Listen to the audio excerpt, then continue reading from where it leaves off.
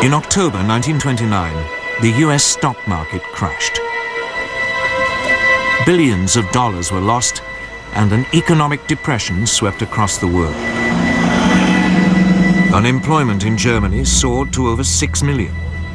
Only extremist politicians seemed to offer a solution. Wir haben ein Ziel uns gewählt und verfechten fanatisch Rücksichtlos. Politicians like Hitler. By 1931, his Nazis were a true mass movement. And they had their own brown-shirted thugs, the SA stormtroops, who numbered almost 3 million. In the 1932 elections, the Nazis became the largest party in Germany's parliament, the Reichstag. But Hitler refused to join a coalition, leaving parliament paralyzed. To break the impasse, President Hindenburg made him chancellor in January 1933, head of the government.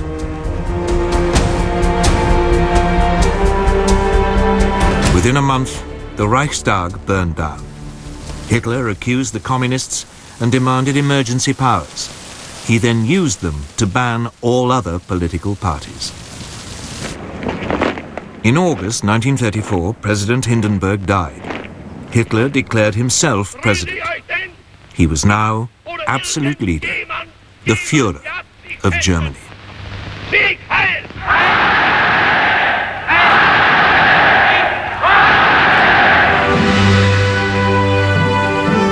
At first, there was little sign of what was to come. For the next 3 years, the Führer concentrated on rebuilding Germany's economy. He spent millions on public works, including the 5,000-mile Autobahn system, to soak up the unemployed. But in secret, Hitler was also spending lavishly on a huge rearmament program. Under the Versailles Treaty, the German army had been limited to 100,000 men. The country was forbidden to have an air force, tanks, or submarines. This small army was trebled in size. Then, in 1935, Hitler came out into the open. He unveiled a brand new air force, the Luftwaffe. It had 2,500 planes, far more than Britain or France. Unemployment plunged, and the Nazis became enormously popular. Now emboldened, the Führer made his first expansionist move. In 1935, he reoccupied the Saarland district on the French border, after it voted to return from League of Nations to German rule. A year later, he sent German troops into the Rhineland, part of Germany which had been demilitarized at Versailles. At the time, many felt that Hitler was only claiming back what was rightfully Germany's. Neither Britain nor France objected.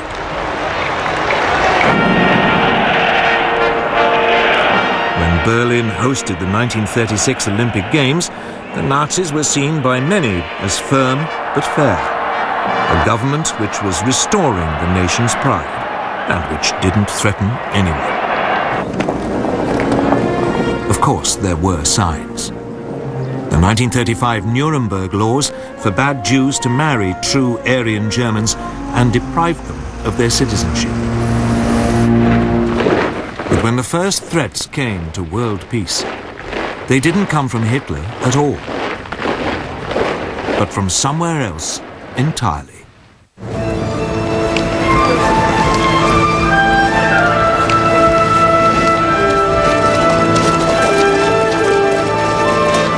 Japan, at the start of the 20th century, was already a military power.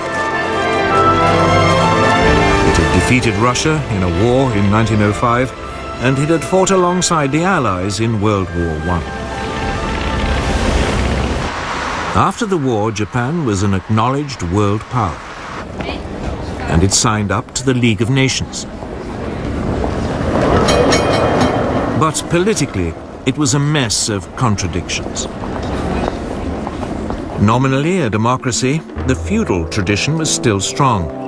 Most Japanese revered their emperor as a living god and regarded him as their true leader. And the country faced major economic problems. Its population was exploding. And it had no natural resources to fuel its rapidly expanding industries.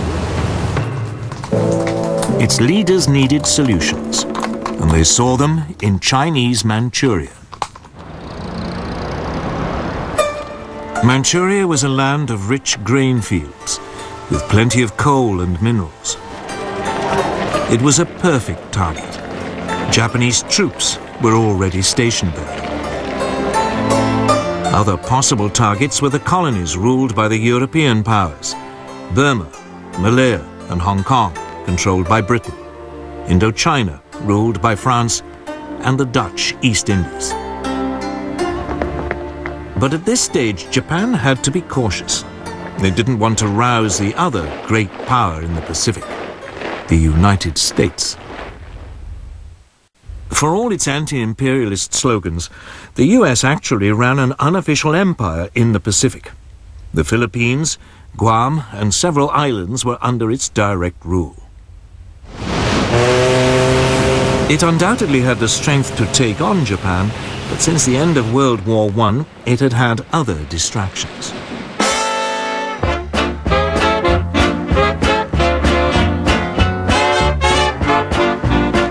This was America's Jazz Age.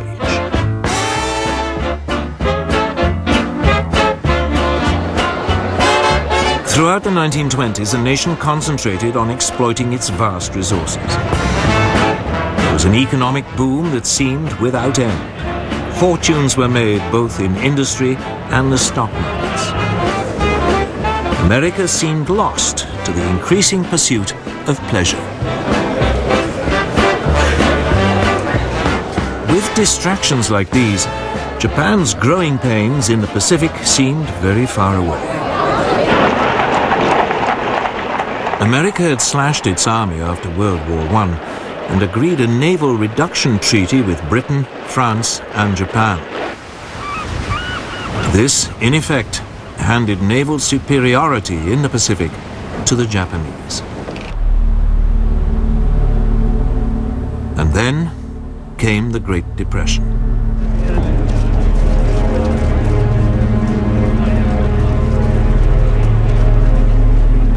As the economic devastation spread, a quarter of the population lost their jobs.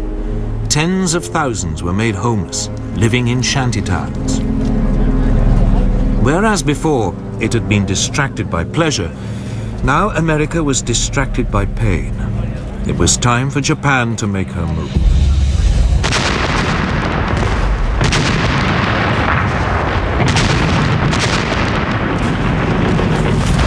In 1931, without even informing their own elected government, the Japanese forces in Manchuria seized the capital Mukden and then overran the rest of the territory. A puppet state, Manchukuo, was proclaimed under a puppet ruler. Henry Puyi, the last emperor of China, who had been deposed in 1911, was dragged out of retirement.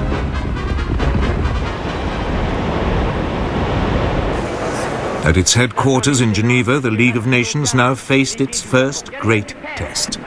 Japan was universally condemned. But her response was blunt. Japan, however, finds it impossible to accept the report adopted by the Assembly. The Japanese then just walked out, and the League suddenly realized there was nothing it could do about Manchuria.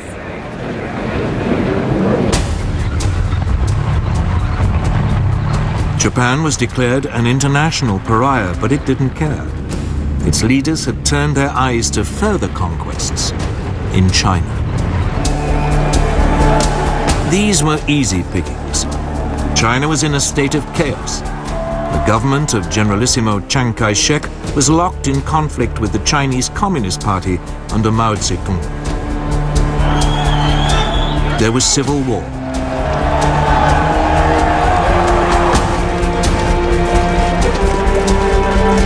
In 1936, as a precursor to invasion, the Japanese signed a pact with Hitler. The aim was to guard against any attack by Soviet Russia were it to move on China.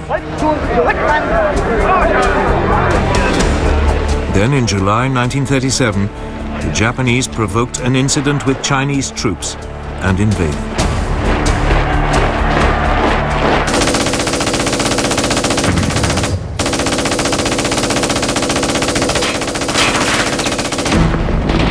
At first, the Chinese were taken by surprise.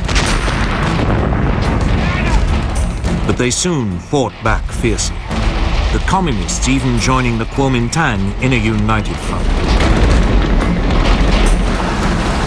The Japanese responded with amphibious landings. And by the end of 1937, they had overrun much of northern China and the coast.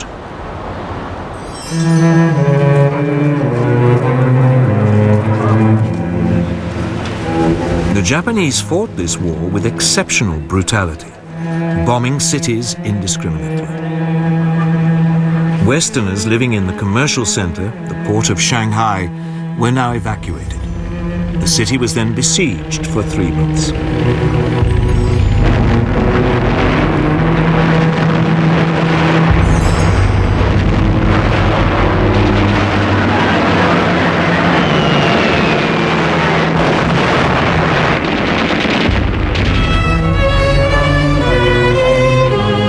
It suffered widespread damage, the Japanese forces showing no pity or concern for the native population. But it was after the capture of Nanking, then the Chinese capital, on December the 17th, 1937, that the Japanese forces really ran amok. Over 300,000 civilians are estimated to have been massacred during a 6-week orgy of rape and indiscriminate killing.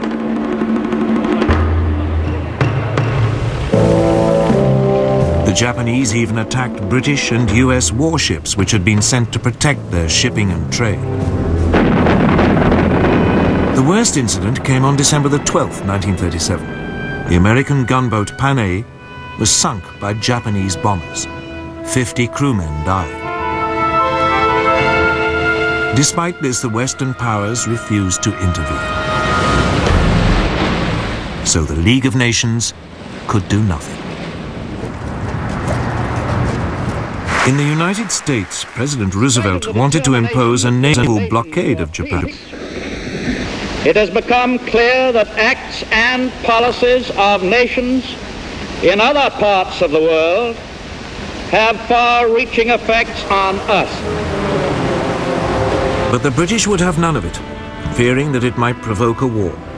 So all Roosevelt could offer was a $25 million loan to Chiang Kai-shek to buy arms. Even though the communists were now fighting alongside the Kuomintang, the Soviet Union did little to help either.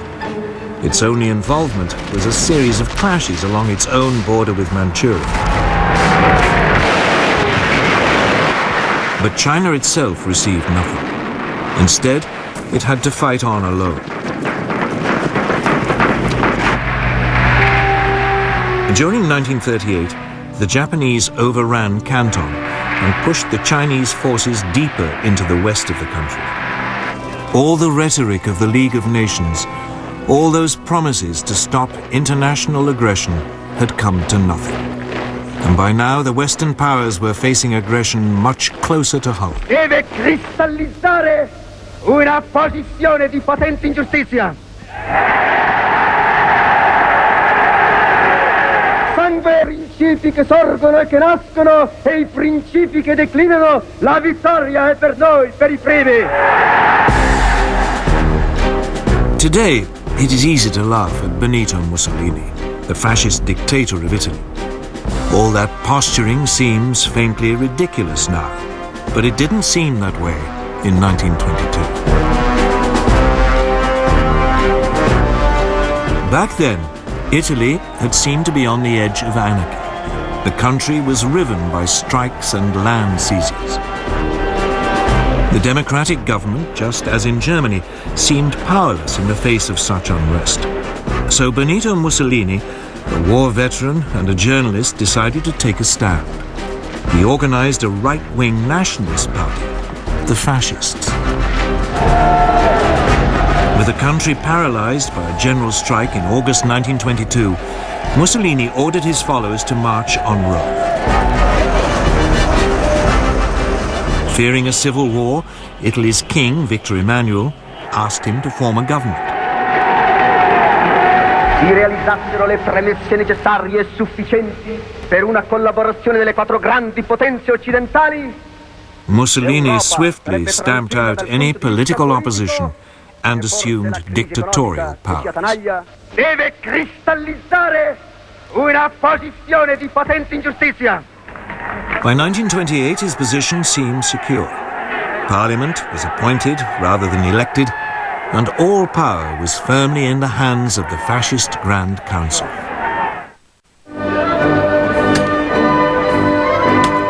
Like Hitler, Mussolini's first acts made him immensely popular.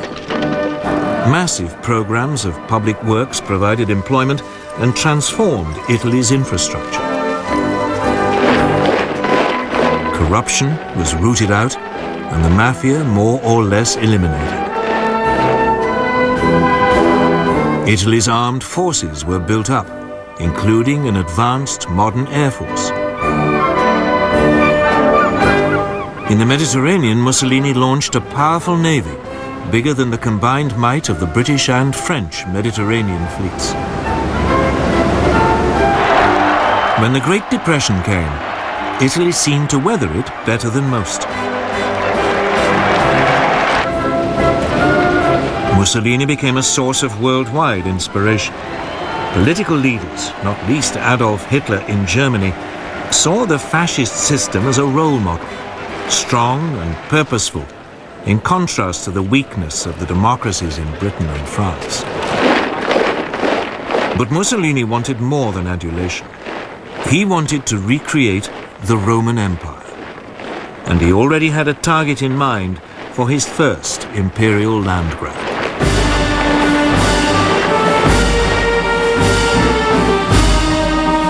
His target was Abyssinia, today's Ethiopia. Italy already had colonies on its borders in Eritrea and Italian Somaliland. In December 1934, Italian forces provoked a clash with Abyssinian troops at an oasis in the Ogaden region, well inside Abyssinian territory. Mussolini then sent reinforcements to Eritrea and Italian Somaliland, demanding that Abyssinia pay reparations. The Emperor of Abyssinia, Haile Selassie, appealed in person to the League of Nations. He called on it to live up to its ideals. Here was a small nation under threat from another member of the League. This was the supreme test. But the League did nothing. Britain's Foreign Minister, Anthony Eden, at least tried to broker a peace deal, but Mussolini would have none of it. In early October 1935, the Italian army invaded from Eritrea and Italian Somaliland. The primitive Abyssinian forces stood little chance against a modern army equipped with artillery and tanks.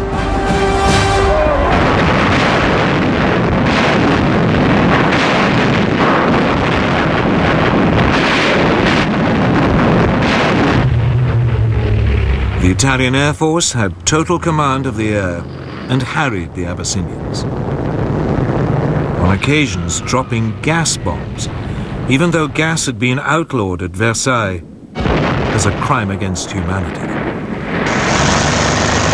After 6 months, Abyssinia was completely overrun. The Emperor Haile Selassie fled into exile in Britain. From its headquarters in Switzerland, the League of Nations wrung its hands. It did impose economic sanctions, but they had little effect. Mussolini's aggression had revealed two things: the The League of Nations, that great hope for peace, was impotent. And both Europe's supposed major powers, the democracies Britain and France, no longer had the stomach for a fight.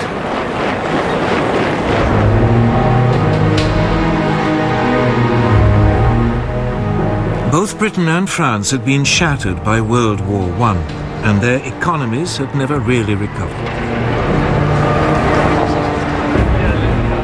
Both had witnessed waves of strikes and unrest.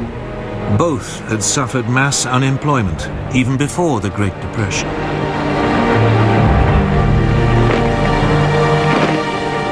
Both also faced the cost of controlling empires, now swollen by taking on Germany's former colonies and the Middle Eastern territories once run by the Turkish Ottoman Empire.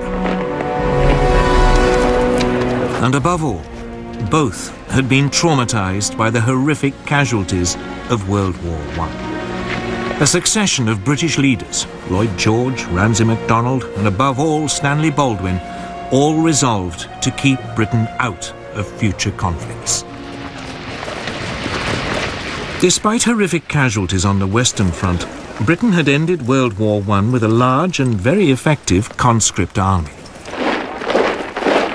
This was immediately run down to a small professional force designed to police its sprawling empire. And when the Great Depression struck, any ideas of modernizing the army were abandoned. It meant that Britain went into the run-up to war economically and militarily weak.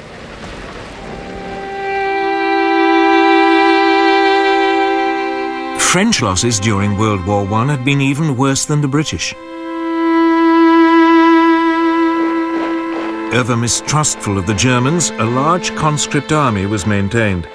But throughout the 1920s, France's birth rate had declined. It became clear that there would be a manpower shortage by the mid to late 1930s. France realized it could never compete with Germany on the size of its army alone.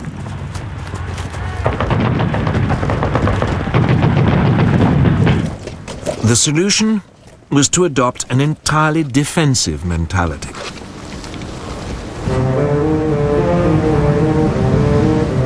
The Maginot Line, a series of fortifications, was begun in 1930 along the frontier with Germany and ran as far as the Belgian border. There, it theoretically linked up with fortifications planned by the Belgians.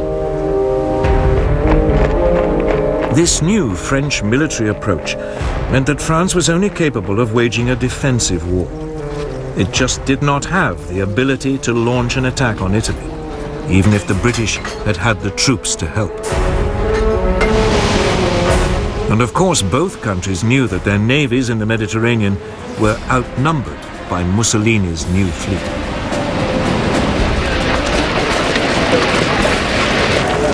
So when Italy conquered Abyssinia, it made sense for both powers to do nothing. It just seemed too remote, too much someone else's problem.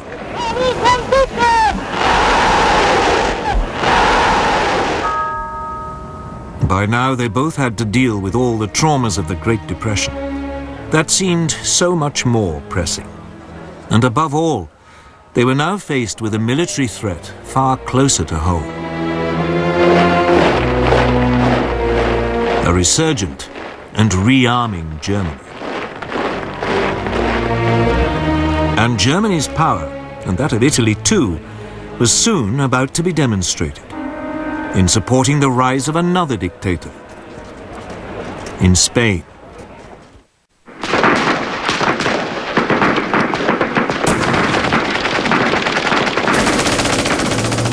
In 1936, civil war erupted in Spain.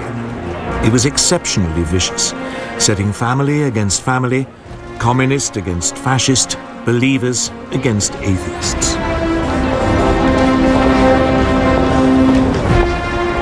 In 1931, a left-wing government had come to power determined to get rid of the centuries-old Spanish monarchy. The king was forced into exile and a republic was declared. In February 1936, The parties of the left combined in a popular front to take on the forces of the right in a general election. The Popular Front won narrowly. Even though its reform program was modest, the wave of strikes and land seizures led the right to fear that a communist takeover was inevitable.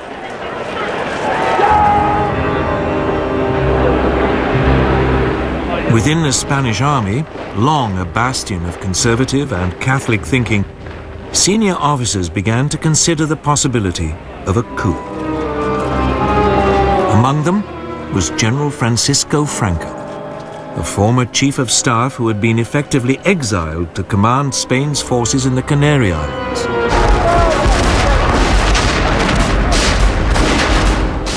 On July the 17th, 1936, the units of the army fighting guerrillas in Spain's colony in Morocco mutinied. The next day, Franco flew to join them, proclaiming a new nationalist movement which would save Spain from communism. Mainland garrisons now joined this revolt. The Popular Front responded by calling for volunteers to defend the Republic. Battle lines had been drawn. At first, Franco faced problems. He and his army were in North Africa, and he had to get across the Straits of Gibraltar back to Spain. So he turned to the one person he thought might help: Adolf Hitler.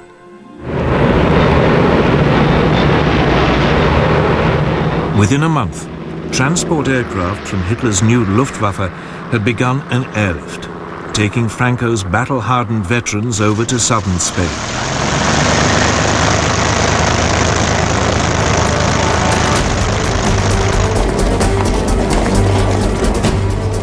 At this stage, the Republic still seemed to have the advantage. The pro-Franco military uprisings in Madrid and Barcelona were quickly crushed, leaving it in control of most of the east of the country. Franco's nationalists were confined largely to the northwest and part of the south.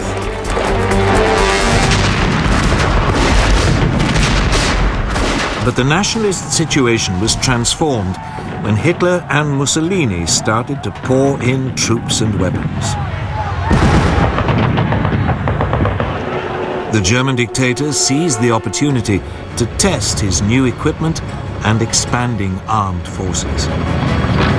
The first Panzer tanks were sent, along with some 12,000 troops. And the Luftwaffe deployed its Condor Legion, with its ultra-modern new bombers and fighters.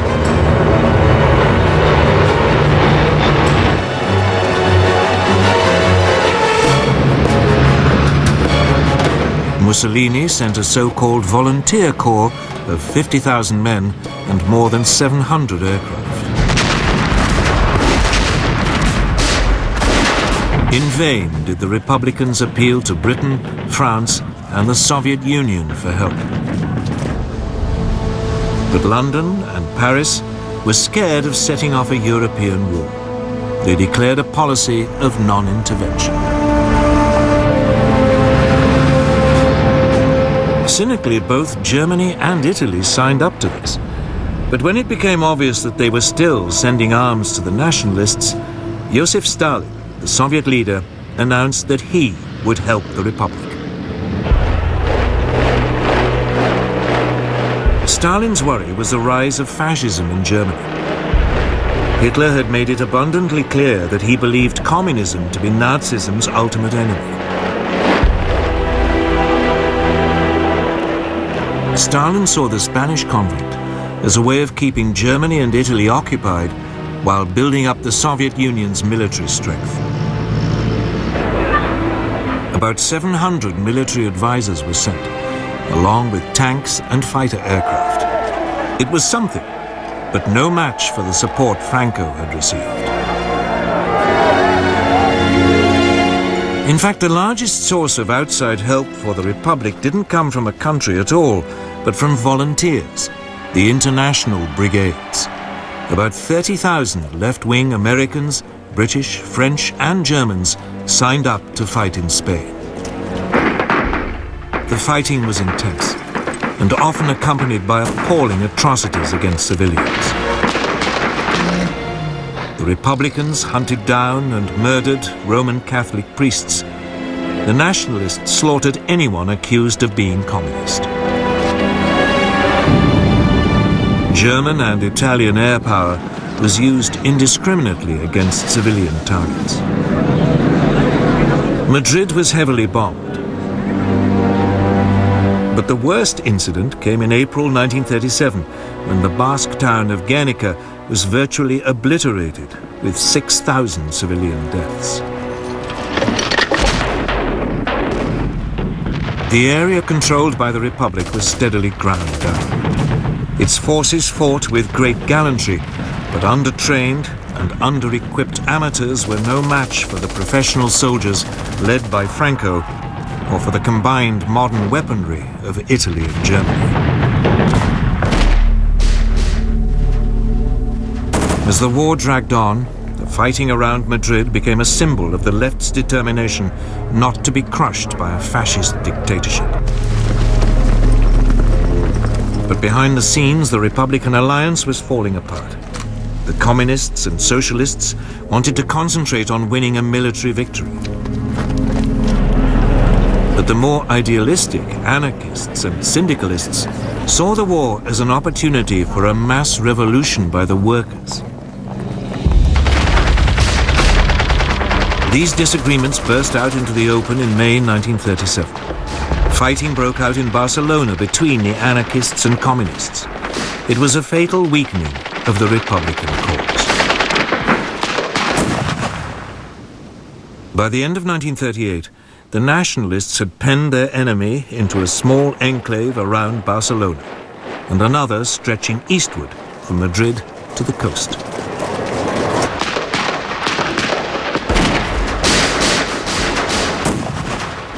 Madrid continued to hold out, but the international brigades were withdrawn. More and more nations began to recognize Franco's government as his forces closed in for the final assault on Madrid.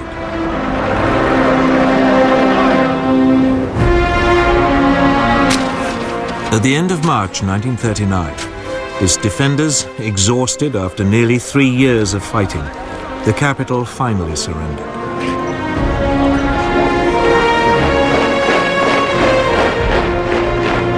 A month later, Franco formally declared hostilities at an end.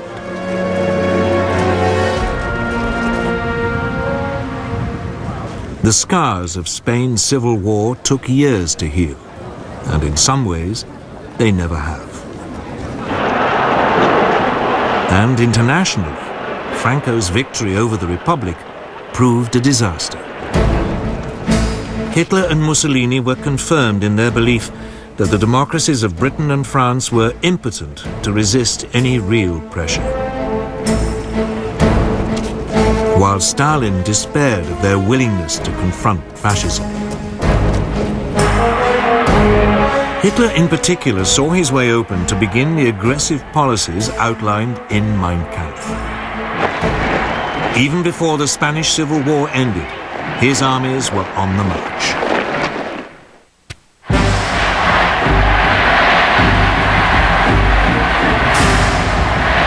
From the moment he became Chancellor of Germany on January the 30th, 1933, Hitler had begun to put his long-term ambitions into action. On February the 3rd, he told his top commanders that his ultimate aim was to conquer territory in the east and ruthlessly Germanize it. They were instructed to prepare for a massive expansion. Although Germany had been forbidden tanks, a secret treaty with the Soviet Union in 1923 had allowed the development of tank designs and experimentation with new mobile armored tactics. Energetic young German officers like Heinz Guderian read the theories of British thinkers like Basil Liddell Hart and Colonel John Fuller. They even watched exercises being carried out by the British during the 1920s on Salisbury Plain. It was from these that they came up with the idea of fast-moving units combining tanks, artillery and infantry that could thrust fast and deep into enemy territory. Hitler adopted their ideas with enthusiasm. The new army was to have 3 panzer divisions. Similarly, the new Air Force, the Luftwaffe, under former World War I fighter ace Hermann Göring, had a framework to build on. Throughout the years in which its Air Force was officially banned, Germany had kept up its design skills by building civilian machines, and gliding and flying clubs provided a reserve of potential aircraft. Hitler revealed the existence of the Luftwaffe in March 1935. He then announced that the army was to be increased to 300,000 men and conscription was reintroduced. Britain and France protested feebly at this flagrant breach of the Versailles Treaty. But soon they reluctantly and slowly began to rearm.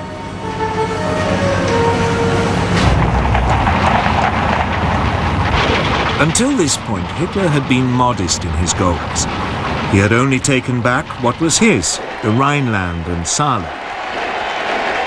But now he had a grander target in mind, his homeland, Austria. In 1934, Austrian Nazis had attempted to seize power and unify the country with Germany. The Austrians, after all, spoke German, even if they had never been part of a German state. In February 1938, another Nazi plot was discovered. Austrian Chancellor Kurt von Schuschnigg protested to Hitler. Hitler responded by demanding that Austria stop mistreating the Austrian Nazis and unite with Germany. Die Jugend ist uns verschrieben und verfallen mit Leibesgefühl. Schuschnigg promptly called a referendum so that the Austrians could vote on whether to remain independent. But on March the 12th, 1938, the eve of the referendum, Hitler, fearing that it might produce the wrong result, sent in his troops. Complete surprise and an enthusiastic welcome by Nazi sympathizers made it a bloodless invasion. Within hours, Hitler announced Austria's incorporation into the Third Reich. A sovereign nation had, for the first time, been subsumed into a greater Germany. Once again, the Western democracies failed to react. In the summer of 1938, he turned on his next prey, Czechoslovakia. A substantial German minority lived in the northwest of the country, an area known as the Sudetenland. These Sudeten Germans had been part of the old Austrian Empire, but had been cut off when Czechoslovakia was created in 1919. This was the time bomb that had started ticking at the signing of the Treaty of Versailles. Hitler encouraged Sudeten German demands for autonomy and then threatened the Czech government with force if it refused to agree. Undaunted, the Czech government ordered general mobilization and prepared to resist. The Czechoslovak army was large and well equipped, with formidable fortifications on its frontier with Germany. Hitler backed off. But then at the beginning of September, concerned that war might be imminent, the British Prime Minister Neville Chamberlain decided to act as a peacemaker. He flew to meet Hitler twice. The Nazi dictator assured him that if he could have the Sudetenland, he would make no further territorial demands in Europe.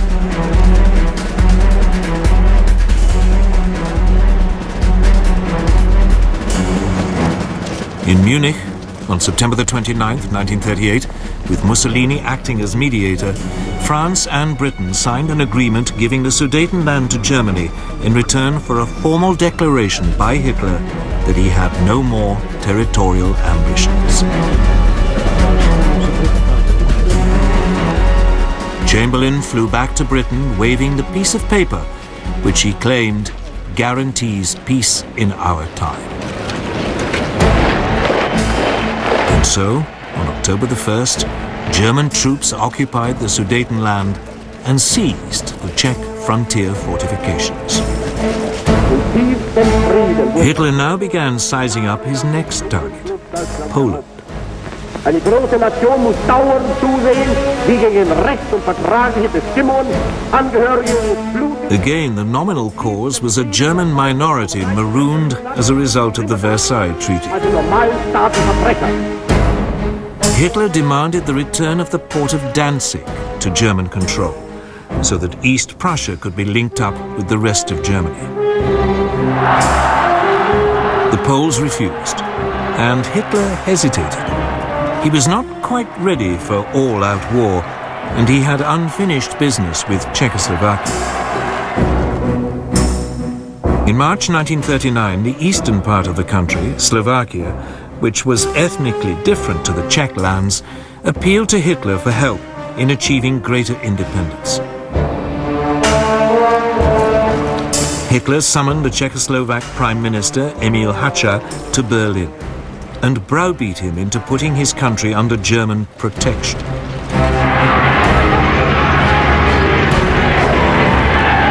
German troops now marched into the rest of Czechoslovakia, unopposed. Most of the country was annexed into the Reich. Slovakia was declared a protectorate. For the first time, Hitler had seized non-German-speaking territory. But again, there was only a feeble protest from Britain and France. At the end of March, he again repeated his demand that Poland give up Danzig. This time, France and Britain declared unequivocally that they would declare war if he attacked Poland. But by now, Hitler cared little whether they did or not. He was sure that they would be weak and indecisive opponents. In Russia, Stalin had also become increasingly concerned by Hitler's aggression. In April, Stalin proposed an alliance with Britain and France. But negotiations made little progress.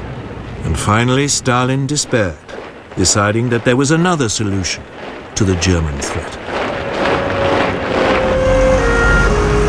On August the 23rd, the Soviet Union and the Third Reich, who everyone had believed were sworn enemies, announced a non-aggression pact.